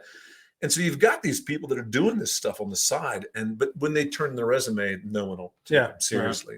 So we step in the middle there and we say, let's do this. Let's help them. Let's be that middleman. And so we find people that want to do that. We find jobs that want to be filled by those people. We find the technical training for it. We find grants to pay for all this stuff. And then we stand there and support them. So like I said earlier, I probably filed 70 GI Bill paperwork this month.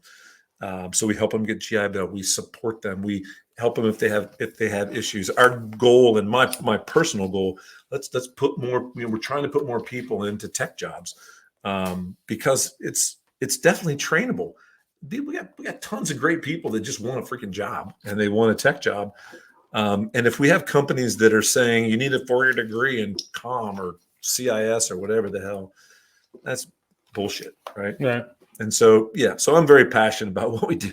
No, I feel it. It's funny. It was great. Like, this is what I think I'm flipping back in my Rolodex of things, which is funny. So, again, this is, Kevin retired in 2008 from the Air Force National Guard. I don't think that ever left him. And it's funny. Like, one of the things I just went back to from the huge quote was, I just lost the place now. I found it now. Who are true to their friends through good report and evil report, in adversity as well as prosperity. Which I think for that quote that I said earlier, which was, it's true. If you think about your career, there's not been a lot of prosperity, but you've always been true to like taking care of people, helping people. I mean, I think it's funny to watch, did you have the big payday where you're making $20 million? No, but I think like I'm not living in a van down by the river. No, but I just talked to you before, talking before that you've touched a lot of people, you've touched a lot of people's lives. And I think, to be able to every day to take 70 veterans, which I'm again, what I'm critical of, there's things I'm critical of and things I'm not. The VA educational system absolutely works. I think it's one of the greatest things that's ever created. And if you're a veteran, you don't take advantage of that, you're absolutely wrong. Yeah. Totally different about the medical part. But I think it's awesome to be able to I just pulled the bullet out of my freaking glass. Look at I'm that. Sorry. Holy smokes. Look at that strength. That's what happens when you put real whiskey in there. That Whiskey that was like it's that 130 proof shit. Aged by Metallica. Holy smokes. That's not supposed just to imagine what's going to happen to your insides right now. Oh my gosh. I would say, that's a great part of that quote, but the quote I have lived by. And I was a first sergeant as well. We skipped over a bunch of my military stuff, but I was a first sergeant for the comm unit down in Rickenbacker. And one of the things I did is I instituted a thing that honored our people that retired. And the quote I used on the plaque and put everybody's name on it that retired from the comm unit down in Rickenbacker was, and I'm paraphrasing, but it's an Einstein quote that says, only a life in the service of others is worth living. And really, that's, if you boil down what all of us in the military said, we just put our hand up and said, this is it, right? That really boiled it down for me. Yeah. And I have really tried to live that thing. I'm not saying I haven't done stuff that's good for me, because I absolutely do that. But at the end of the day, I've always tried to be in some form of service to other people. And that's where I get, Well, I think the military, the first time you do that, you obviously are, whatever glory, whatever money that comes your way later on, it's absolutely, everybody's that joins the military is driven to serve. You're serving for others. You're serving. I don't know about that. When I first joined, I feel like that. I mean, if you don't feel I that didn't way, have that when I first joined the military. I just wanted a job. Really? I wanted to get the hell out of Zanesville, Ohio. And I know a lot of people that did it for that reason. And I didn't have that sense of service when I first joined. I just wanted to get the hell out. So how long did that take, though, to get that? I don't know. I wanted to get the hell out of Zanesville, and I wanted to get a career. And then you went to North Dakota, and you were like, it was like, well, I should have stayed in Zanesville. It's way warmer in Zanesville. It's way warmer. I guess maybe I'm like, that's great. I'm glad you challenged me on this, because I always felt like for me, I mean, I got it. I'm a military brat, so like that's all I knew. So I think that's maybe different. But I feel like I agree with you, but like when you raise your hand and do that, yes, you're looking for a job, you're looking to get out of where the Didn't fuck even you're think at. about it when I raised my hand. Yeah. To be honest with you, I was just like, I just want a job. Like I want a job and I want a skill for life. Now I think probably when I raised my hand for my first reenlistment, It was the other hand. But it was the other hand. Yeah. When I raised my other hand for my first reenlistment, that's probably when it started. Again, I had a shitty time in North Dakota. I had a shitty time when I first got to Grand Forks, Right. or when I first got to Germany. It sounds wonderful, but it was a small base. The military has a bunch of shitty times. Though. It was a shitty time. I mean, and at some point, somebody told me, if you can't get out of it, get into it.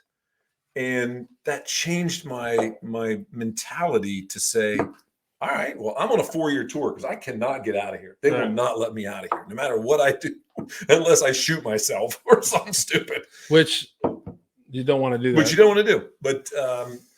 But when someone said, if you can't get out of it, get into it, that's kind of, I think, what changed my mind. Yeah, that is a good. That's a pretty good quote. That's one to put in the. And so from then on, I really have tried to live a life in the service to others. I'm going to challenge you on that, because I know that maybe that person said that to you, but you're still who you are. So one person telling you that and giving that quote isn't going to change your dynamic of what your life is. So that's what I'm thinking, is like, maybe that's what like focused you into what you are. It was a slow turn. Yeah. It was a slow I mean, turn. I will challenge like turn. anybody that, if you want a job, like some people want to get a job, like there's all these rumors about like, I was going to go to jail. I'm going to the military, but there's a party that I think that, there's a party that you know what you're giving up. And some people, it clicks for some people, and it absolutely doesn't click for other people, which is fine. And it doesn't matter if you served 23 years like you did, if you served 4, like to me, if you served 4 years, if you served 23 years, you're my brother, you're my sister. It doesn't matter. That's the funny thing about the military. And it is great. But I think I don't want to. I can't even challenge it a bit, because like there's a party. I think if you volunteer, you know what you're giving up. Yeah, you're looking for a job, you're getting out of it. But with especially for you to make it to the E9, make it the E9, and do all the things you've done before. There was something before you that wasn't that one guy who gave you an epiphany that was like, it's going to change Kevin Gadd forever and change you are. I think it's important for NCOs and officers to have that impact on people. It's all I ever want. For me, it's different. It's all I ever wanted to do. It was fun. Like, that's all I ever wanted to do. And, I will, this, but my son who's in the Navy, all he wanted to do. Dude had D1 football scholarships waiting for him. So he's talking about. So we chose not to do it. He wanted to serve. That was the one thing he wanted. I feel like we have to switch seats, because he's one step ahead of me. No, but so his son, he's talking about his son TJ. Actually played football against my middle son, and he's not lying. TJ had tons of Division I opportunities for football. Is a stud. If he's listening, is an absolute beast. Is a Patriot, and he's my brother, because he chose to serve. On top of all this, I have no doubt. And why I say that is, unfortunately, like a lot of people, we had a guest on earlier who a lot of people decide to join the military, and they say, hey, I just want a job. I want to get out of Zanesville. TJ did the exact opposite. He said, you know what? I want to get out of Central Ohio, and I want to be a Navy SEAL. And TJ went that route. And unfortunately, why he was at Buds was diagnosed with epilepsy, right? And I hope you're listening, TJ, because your story needs to be told. And when you come back, we're going to have you on as well. But he's not old enough to because of the control, because of what happened, a medical thing. He obviously didn't make it through that route, but he's still serving his country in the Navy. And TJ, if you're out there listening, if you listen to this later, like I said before, thank you for your service. Thank you for, reaching for the stars, because a lot of us, we didn't do that. And like you shot for Mars, and you might have only made it to the moon, man. But it's not the end of the world. And his son, it's crazy to watch these young guys Making a joke. Kevin and I are old people. We've seen success, we've seen adversity, and it fucking hurts me to see young guys like Austin, who was on a couple weeks ago, to see TJ that they don't get their dream, man. I mean, and that makes me honestly angry a little bit. Yeah, it's tough. It's a tough situation, you know. I mean, so yeah, we won't bum out on that. But no, but it's what we talk about. I mean, I think TJ, I hope you're listening. The contract, and he was working his way through the process, and his body decided to do something different, and so he'll find a new route to be awesome. You know? No, that's what Tim is, and it's. But this is why he's got a good dad. You have a dad that like has beat his head. Has beat his head into a lot of things, and it still doesn't stop, which is absolutely what you probably have in you. That's what I'm saying. It's like, I get it. This isn't a Debbie Downer story. I think it's why I started this podcast is as veterans, you have a bunch of success. One of my classmates, one of my guys in my company in the past couple weeks just got picked up for his first star. He's successful. He's fucking killing it. And there's other people that haven't been as successful, and it doesn't matter. It's like, that's what I'm saying. It's like we've chose to serve our country, whether it's because we want to get out of Zanesville, because we thought we could make a difference. It doesn't matter. And like TJ is part of the fold, and it's just, why I started this is because there's a lot of like that. I can't imagine at his age. I mean, he's not even, he's just now turning. He'll be 19 next week. He's 18 years old. He passed up a bunch of opportunities. If you haven't seen him, he was a fucking stud football player. I mean, he was pretty tough. I mean, I remember playing against my son. It was pretty tough. My son remembers as well. Passed up our opportunity to reach for the stars, or shoot for Mars is what I call it. Because that's what it is, really, right? Yeah. And then on top of that, not only does he have like his own personal failure, but TJ was actually in a class that had, if you guys or guys and gals listen to the news, had one of his teammates pass away right after Hell Week, which is really rough to see. So like, and here's an 18-year-old kid that has been dealing with a shit sandwich. And that happens to a lot of us. I mean, believe it or not, if you look back at, I think you said earlier, it was like the military, I think how you look back at it was a lot of horrible shit. But when we tell the stories, everything was glorious. Right, yeah. And at the time, most of the time it wasn't. It was like, this fucking sucks. You only tell the good stuff. I mean, the Mojave Desert, 103 degrees, sucks. Like, you only tell the good stuff. Yeah. No, my middle son was just talking about yesterday. It's hot as fucking Ohio right now. And my son was like, I can't believe people out here wearing like long sleeve shirts. I was like, what the fuck are you talking about? Like, I was in temperatures that were 10 degrees hotter than this. Long sleeve t-shirt, freaking like body armor. What the hell are you talking about? Yeah, and you're like, yeah. So it is great. Like TJ, I hope you're listening. And if you're not listening now, you're listening now. You know what I mean? Not live, but you're our brother. Fight through it. You got a good dad. Your dad taught you that a lot of stuff, and we're proud of you, man. And sorry they didn't reach Mars, but getting to the moon is pretty special too. Yeah, I mean, he's a great kid. So, yeah, his birthday's next week. So, and I think he'll be home soon. We've talked. Like I said, his plan is to go to Ohio State. He's probably smarter than a German degree, so I don't think he's going to go that route. TJ, do not go to Ohio State. He's going to Ohio State. He looked at a bunch of different colleges, and I prevailed. His mom's an OU grad. If there are many of us, anything's better than the Ohio State, right? So we're a house divided. I'm getting a lot of evil eyes on me, but. That's his plan, and he's going to do a freaking Ironman. So I mean, he's like, well, I can swim pretty damn well, and I can run pretty damn well. I just got to learn the bike thing, and so he's planning on doing a freaking Ironman in Denver here in the next like October or something. Oh, cool. Yeah. Cool. Anyhow. I know that. What are we drinking now? We're at an hour. We're at an hour and a half. An hour and a half. We're still going. I don't know what the limit is. Jason, I'm going to try to make this the longest episode just to make you mad. But so there's a couple of things like you can grab anything, grab this whole course. So we're not going to help yourself there. With that, we have no more featured whiskeys. He's trying to get me to the featured whiskey number 3. That I'm not ready for that. It's only 2, but there's a couple questions I have. So this conversation's going how I thought it was, and I'm enjoying myself, so I'm not going to cut it off. Kevin's forgetting about a couple things that I still want to talk about. So first of all, everyone knows that Top Gun, the second Top Gun just came out, which has been a huge success. One of the pictures that Kevin sent me, he was a comms guy, refueling first sergeant. He has all of the pilot gear on, sitting in front of a Air Force jet.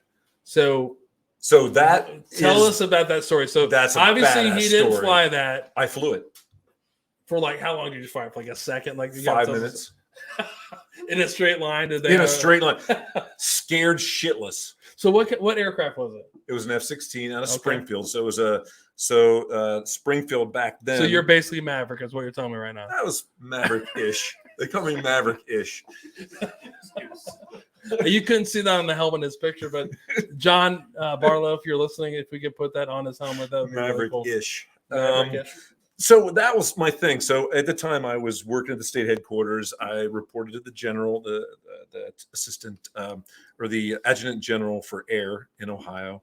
And I said, look, really the only thing I want as my retirement gift is I want to fly in a jet, dude. That's all I want. And I thought, well, that'll never happen. And so literally I was really close to retirement. And I was letting my hair was growing, and you look like a pilot. Like when I see the picture, if you look really close, my hair is actually slicked back because I didn't get a haircut because I was like, well, I'm going to retire. So I got this call from the director of operations who runs all flight operations in Ohio. He had the office right across the hall from me. And he said, hey, Chief Gadd, this is whatever, Colonel blah, blah, blah, Green, I think it was. He's like, so they tell me you want to fly an F-16 for your retirement. And I said, oh, hell yes. And he goes, okay. So blah, blah, blah. He told me he's like, I need you to go to the special dance dinner thing we were having as a military here on Saturday. So go to that. And then I'll talk to you at that. I'm like, okay, cool. So I went to that, slicked my hair back and everything. And he set it all up. And I went to Springfield. Springfield was a training base at the time. We trained a lot of pilots at Springfield. So we had a lot of two-seater F-16s. The two-seaters are the trainers. So I went over there on whatever day it was. And I had to go through egress training. I had to do all this stuff. Had to put on VR goggles, like old school VR goggles. And I had to land a parachute on a battleship in VR goggles. Even though you weren't over any water or anything. Hell no. They hooked me up. Awesome Air Force training. Yeah, they hooked me up into this thing, and I had the Microsoft VR goggles, and I had to land, and I had to learn all this stuff. And then on Memorial Day of 2008, I went out to Springfield. So it was a couple days before that when I got trained. I went out there on 2008, and we did 11 parades throughout Ohio. So that's called the hero pose. I literally just walked up and I was like, I got to get a picture. And the guy goes, well, we call this the hero pose. Go up there and sit on the canopy. And I was like, okay. And he took that picture, and it's a freaking awesome picture. It's the best picture of me. It looks good. It is the best picture of me in my entire life. It doesn't matter if you tell the story like I just was flying an F-16. 100%. Best picture I'm ever. a pilot. And so I got in it, and I'm in the back. And we did 11 parades around Ohio. It was a two-ship formation. So we would fly far apart to the next location. They would show up in front of me on the display, basically, bombing coordinates. They weren't bombing, but we were going there. And then as we got close, we would come in close and we would get down. So I got to fly when we went. So we went south from Springfield, did a few things there, and then we went from Cincinnati to Cleveland, basically, or Toledo, actually. And so in that path going up that corridor, I got to fly. And so he's like, Chief, you want to fly? I'm like, hell yeah, I want to fly. Little does he know that he's holding the control. Oh, it's worse than that. Literally. It's on autopilot. Like, I was scared to back there, absolute death. He goes, okay, you got to keep the wings even, because there's a circle with a line through it, and that's the wings. You got to keep that in the middle, and you got to keep it even. And I was like, okay. And you got to keep it at 300 knots. And I'm like, okay. And so I am literally scared to death. and I am just trying to, I'm a rule follower, so I'm trying to follow every freaking rule. And at one point, I swear to God, I remember I go, dude, look out the window. And I go, that's awesome. And I went straight back at it. And at some point, because I didn't know that it's like a gas pedal. If you hold it in one position, it doesn't keep that same speed. It continues to increase. And so the pilot goes, Chief, you're going a little fast. And so then he took control from me. So it was probably 3 to 5 minutes. 3 to 5 minutes of the best 23 man. years summed Man. up. So then we came back. So we did all that stuff. We did 11 of these parades, and we came back, and the other guy went and landed. And so he's like, all right, Chief, you want to go have some fun? I said, hell yeah, let's have some fun. So we went down to Wright-Patterson, and we started doing touch and goes at Wright-Patterson, just hitting the runway, and then just shooting way up, seeing if he could get me to pass out or throw up. If you've seen the videos over, like, yeah, and then just pulling G's, in turns. So it was awesome. It was it was a culmination of a wonderful career, and that's all I wanted to do. I had flown on a ton of different aircraft. So have you refueled before? You've been on the refueling? Oh, I've been on refueling. Yeah, that's hundreds of times. That's the funny thing is, like, I think I was coming back from NTC to Fort Hood, and we were on a KC-130, and they were like, who's a senior? That's the great thing about, like, who's a senior person? Like, I'm like, you want to go to the refueling boom or whatever? Like, okay, so we go there, and we refueled these two F-16s, and it was like, it was so crazy to watch, like, them coming up there and them talking, and like they're coming up there, and you're like here's an Army guy like waving. These pilots are just like, I wave too. They're like, whatever. They're like, too. but it's so crazy, and like I didn't realize like the whole refueling thing, and the funny thing about the refueling stuff is, then like fast forward a few years, like you like to fast forward, then fast forward to going to when I was going from Germany to Afghanistan, we had to do this refuel, and I was senior guy on a C-17. My company's going in, and we're cross over over, and they're like, oh, we're about to you want to come hang out with us? We're about to refuel, and these two Air Force pilots, which I love.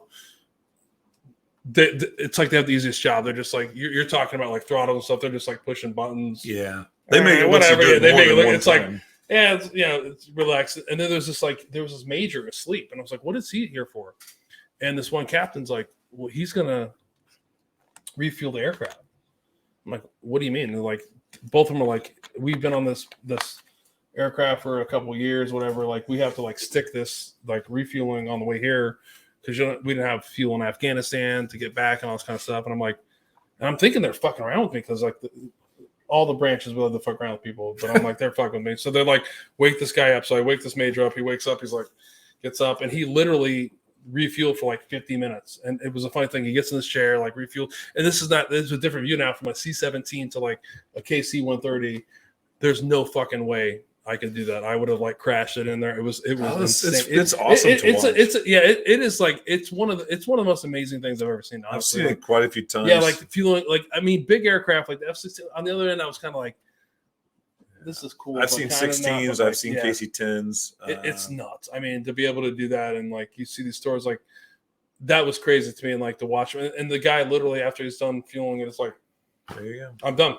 Like that's why I'm on this aircraft. I'm like, that's the whole reason you're here is 15 minutes work. He's like, that's it. But that's pretty specific, yeah. I mean, yeah, it's kind of important. But so it's a job that not a lot of people. But so Maverick-ish is his new call sign. John's gonna hook up with that. So we're talking about military stuff. So John's doing some cool things now. He kind of touched on one of them really quick and blew through it real quick. But John has been. Or why do I keep saying John? Kevin has been involved with the Dublin Arthritis Foundation. Because we've had Catholic car. Well, I was thinking of John because he's up on there talking about. He's got the got everything going. But Kevin's been involved in the Dublin Arthritis Foundation Classic Auto Show, which I think is taking part in August 18th to 20th. Great, another example of Kevin giving back and doing that. So if you can get out there, especially if you're a veteran. You got a classic car, get out there. I posted a picture, I think. If not, I'll post it later on. If you want to go to the Dublin Arthritis Foundation car show, August 18th, 19th, and 20th. If you want to go, send me a note, get it to me somehow. I'll get you a free ticket, 100%. It's a phenomenal event. We have 1,000 cars come out there over the weekend. We have tons of. We have a bunch of. We have multiple bands. Any Honda elements out there? Any what? 2005 Honda elements. There With might the side scraped out of it. I could there bring might that if not you be want. those, but we have a lot of really cool cars that come out there. We got food trucks, we got bands. Yeah. And we raise, over the years that I've been involved for 15 years. We do around $150,000 to $200,000 to the Arthritis Foundation every year, and it's that, I just believe in a life of service, and that's just another way to do it. And so it's pretty cool too. I like digging it. You're a car guy. I'm not a car guy. You're not? Not a car guy at all. My mom suffered from really bad rheumatoid arthritis for my whole life. She went through multiple surgeries at Cleveland Clinic. She was a test subject for methotrexate that got approved for arthritis relief. And so I just wanted to give back. And so I was looking for a way to get involved with the Arthritis Foundation. And they're like, hey, you like cars? You like arthritis? Let's do this. And I'm like, cool, let's do that. And then I've been involved with it for, 15 years. I ran the show. Only 15 years, though. Yeah, I ran the show for the last 4 years through the COVID period. And, now we've got, I'm still involved, but I'm not the chairman. So, but yeah, if whoever's listening or y'all. Yeah, if you want tickets, hit them up on ticket, I will give you post in the tickets group. to just show up out there. It's a badass event. Post up in the group. You can come there, and then obviously, if you have a car, if the picture we sent, there's some veterans that are bringing out. Someone says Kevin is a really amazing guy. Great episode. That's my wife. Who is? Probably. Come on, we have no. It says names. Facebook user. It's probably my wife. Seems really rigged. It seems like this is going on now. Or my nephew or somebody out there. I appreciate maybe TJ is trying to hype You're you up. right.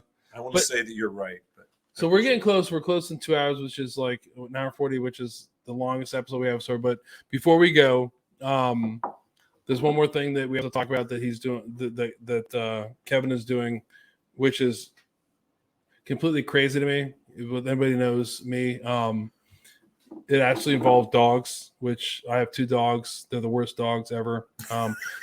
They bring so much stress to my life that I can't even imagine.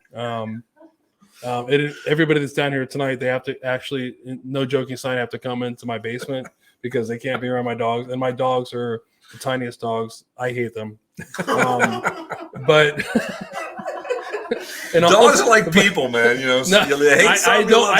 I don't like a lot of people too, to be honest with you. So, which might be true, but one of the things that we absolutely have to talk about before we let Kevin off the hook is super important. Is Kevin is actually on the board of directors at the Veteran Companion Animal Services, VCAS, which is up in Delaware, Ohio, which is actually responsible for taking animals and pairing them with veterans. I made a joke yesterday, and I'm making a joke today. You should probably definitely not take my dogs because they will cause more trouble than they're worth. So if you have a dog that's going to help me, please, I may need your services more than. But this is amazing. So that this is a organization that's actually placing dogs, and some people listen. These aren't medical dogs, but they're therapy dogs, right? So we do support dogs, not service dogs. Right. So there's a difference. I hope those lines of difference get blurred a little bit more over the years. So support is like blind, epilepsy. Support is like a dog that just like when I get stressed out. Right. I need somebody. I will say. So yes, I'm on the board. So anybody's out there listening. If you know someone that needs this help, please send them to, it's vcastcharity.org. Yes, I'm on the board. If you want to support it, we'd love your support. Go to vcastcharity.org and support it. You can join our different clubs or go to our different events. And really the goal is, it's not so much, I think, for veterans like you and I, but maybe veterans that have had a little bit tougher time in their life or had a little bit tougher time while they were in the service. No, I challenge that because I absolutely would. I absolutely would love. I could use unconditional love. You know what I mean? Like, Yeah, I mean- that's what, I think it's the animals unconditional love. Mine, but a Are lot of the not, folks that but- we serve, are really, yeah, they've been in some serious they've stuff, had, they need, I mean, we have several people that we have served that talk about how these dogs saved their lives. right? Like they realize now there's a reason to live. Like I didn't have a reason to live, and now I have a reason to live because this dog needs me, and I need to support this dog. And if you can save one veteran, that's freaking worth it. Yeah, which has been the mission of this whole Pours of Patriots. Is true. So, and It's I think you worth talked it. about like I think you hit on the head of why I'm glad we are finishing with this is that you talked about before is like it's giving something. I think veterans like they have something to worry about themselves and all of us. Like I personally don't give a shit about myself. That's evident in me gaining the weight I've gained, drinking and doing the things I do. But I give a shit about my family. I give a shit about my friends. I give a shit about a lot of things. Not the 2 dogs I have right now. But I wish you could bring me one of those dogs that I felt the same way. It might change my life forever. Definitely will not give you my 2 dogs. For this Well, we program, do. What's really is nice. I mean, awful. there's a bonus aspect of this. So we work with the Delaware County Animal Shelter, Yeah. as well as Gigi's Animal Shelter. So it's kind of a private organization that tries to save dogs. So we work with those 2 organizations, and we're saving dogs and saving veterans. That's freaking awesome. I have 2 dogs. I am a veteran. I know a lot of veterans. I serve veterans. And then the ability to save dogs and save veterans is freaking awesome. And the more we can do with that, the better. When people, so the folks that we serve, right? They get a dog. Yeah. But they get a dog, they get insurance for a year on the dog. They get food for a year on the dog. They get training with the dog. They get all the stuff you need to have a dog. We make it easy to get the dog. We take the dog and we put it in a foster environment first to make sure that dog can deal with living with somebody. right?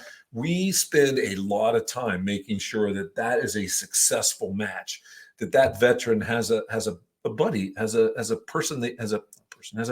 animal they can count on, and gives them more meaning, however much meaning they feel like they have in their life.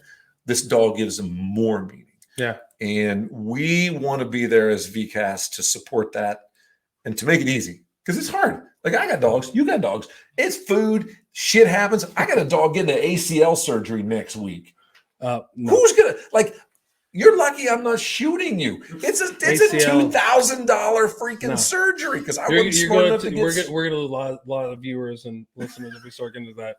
No, I wasn't smart enough to get insurance, so I got a $2,000 ACL surgery next week. And that's the cheap one. Like you can get the real one that's $4,000. I'm like, nah, No, but I think it's he ain't great. worth the real one. Let's We're- get the cheap one. What I love about this is that this is what's fun about this podcast is we're making light. We make light of things that are uncomfortable, and to be honest with you, it's great. Like if you can save a dog's life and you can save a veteran's life. Listen, I'm going to be All day honest with long. you. I'm more inclined to save the veteran's life. That's just me. And if the dogs are what does it, it's amazing.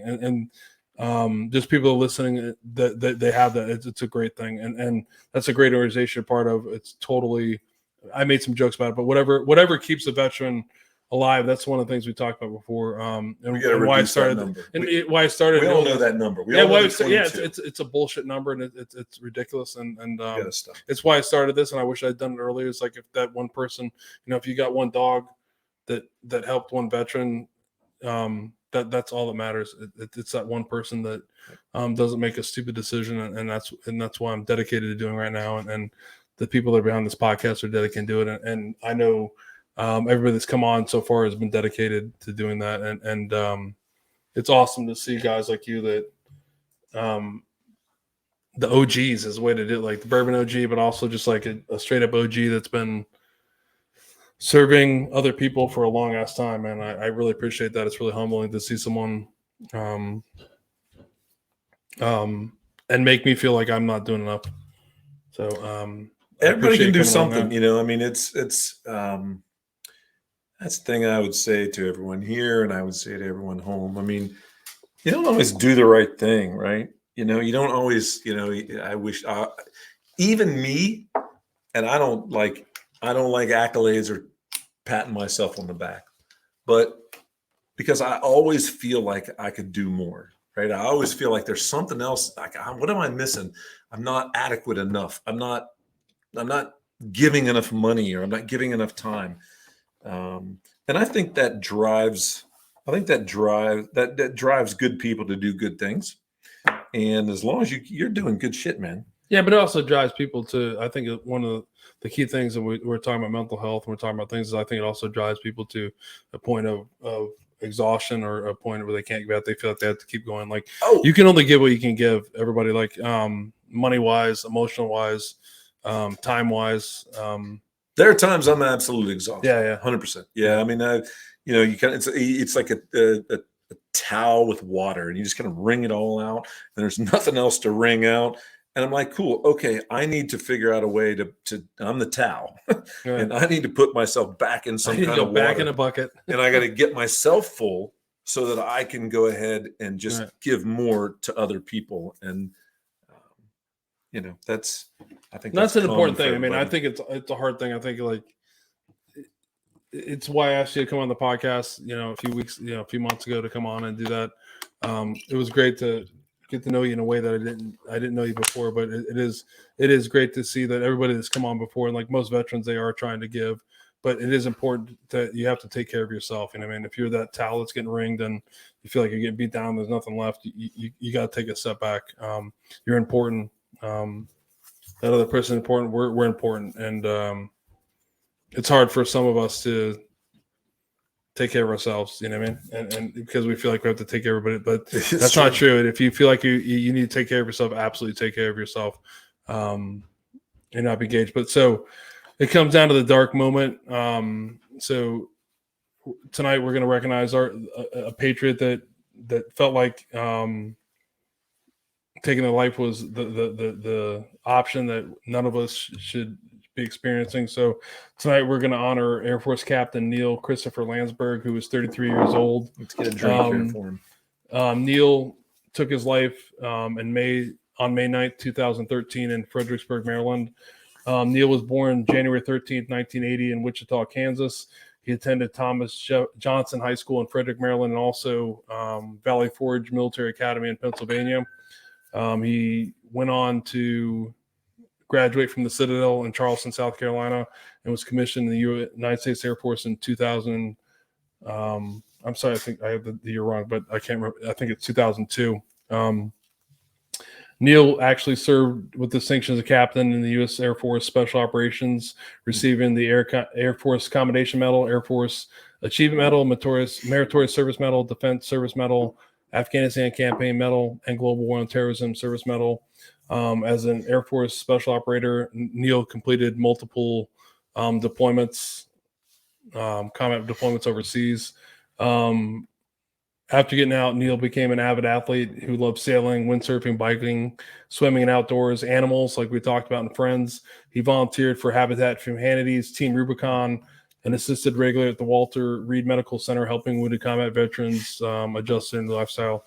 But unfortunately, again, he decided to take his life, which isn't an option. If you're feeling that way, somebody that feels that way, it's absolutely imperative that you get a hold of the Veterans Crisis Line at 1-800-273-8255, press 1, or you can text 838-255. Those folks will help you. And like I said before, it's a standing thing. If you don't feel comfortable with that, reach out to a friend of yours that they want to help. So again, if you're feeling, call us. Yeah, exactly. Call me. Call us. DM me. I'm there. Again, but 100%. Veterans Crisis Hotline is important. 1-800-273-8255, press 1 or text 838-255. So now it's the second quote. We're taking the second quote now. We're ending in a quote now, which is, again, scurried the books, the internet, the World Wide Web, before Kevin even knew there was a World Wide Web. Neither did I, which is crazy. We talked about some stuff. So probably, hopefully we're in another quote that he knows. So it comes down to, again, about being a senior enlisted member in the armed forces, the E9. That's a pretty fucking amazing accomplishment. So the final quote, I am a Chief Master Sergeant. I hold allegiance to my country and the Air Force. My devotion to duty and personal integrity are consistently above reproach. I wear my uniform and my rank with dignity and pride. I lead and promote by example, high standards of conduct, appearance, courtesy, and performance. I manage without compromise or personal gain. I merit the respect of my fellow man. My word is my bond. So if you've listened to this close to 2 hours, you can see that Kevin absolutely uphold both of the quotes. And That's right. again, Kevin, thanks for coming on. Completely humbled to have you on. And thank you, everybody. Final thing before we go, the Yeti mugs are coming out. So it's going to be a limited thing. There's going to be 40 of those going to be available. So pay attention to the page. It's coming soon. Again, we'll talk about that later, but thanks to everybody that's supporting. Thank you for Kevin coming on. Cheers, man. Thanks for coming down. Thanks to everybody that watched. And here's the end of episode 9. Cheers.